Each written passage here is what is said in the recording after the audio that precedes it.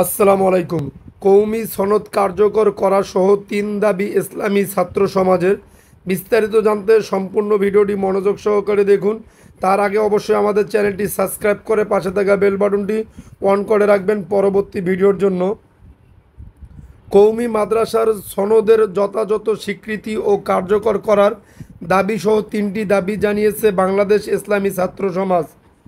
শুক্রবার 22 আগস্ট বাইতুল মোকাররমের মসজিদের সামনে ইসলামী ছাত্র সমাজ ঢাকা মহানগর আয়োজিত এক বিক্ষোভ মিছিলে এসব দাবি জানায় সংগঠনটির নেতৃবৃন্দ।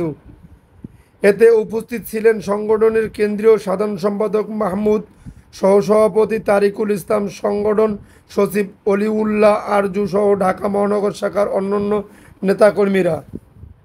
তারিকুল ইসলাম বলেন, আজ আমরা তিনটি দাবি নিয়ে এসেছি। প্রথম দাবিটি হলো আমাদের কওমি মাদ্রাসায় যে সনদ আছে সেটিকে যথাযথ স্বীকৃতি দিতে হবে। দ্বিতীয় দাবি হলো ঢাকায় জাতীয় সংঘের মানবাধিকার কমিশনের কার্যালয় স্থাপন স্থগিত করতে হবে। তৃতীয় দাবিটি হলো মোহাম্মদ সারোয়ার হোসেন ও আসিফ মাহতাব উৎসকে হত্যার হুমকি যারা দিয়েছে তাদের বিরুদ্ধে ব্যবস্থা নিতে হবে এবং এলজিবিটি তথা সমকামিতার বিরুদ্ধে ব্যবস্থা নিতে হবে। অন্য বক্তারা বলেন, আমাদের কওমি মাদ্রাসার সনদ নিয়ে দীর্ঘদিন ধরে তালবাহানা করা হচ্ছে। আমরা চাই অন্তর্বর্তীকালীন সরকার থাকতে আমাদের সনদের কার্যকারিতা নিশ্চিত করবে তারা বলেন, বাংলাদেশ যদি জাতিসংঘের মানবাধিকার কার্যালয় প্রয়োজন হয় তাহলে তারা আগে প্রয়োজন গাজায়। এত মানুষ হত্যা করা হচ্ছে, জাতিসংঘের কি ভূমিকা সেখানে?